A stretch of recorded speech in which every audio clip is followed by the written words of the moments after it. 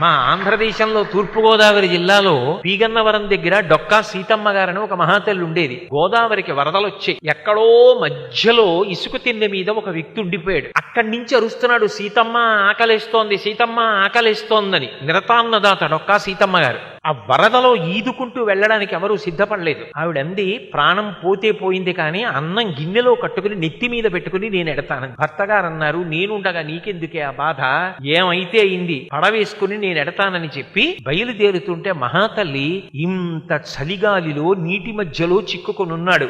ఎందుకైనా మంచిది, అలవాటు ఉందేమో, కాల్చుకోవడానికో చుట్ట కూడా పట్టుకెళ్ళండి.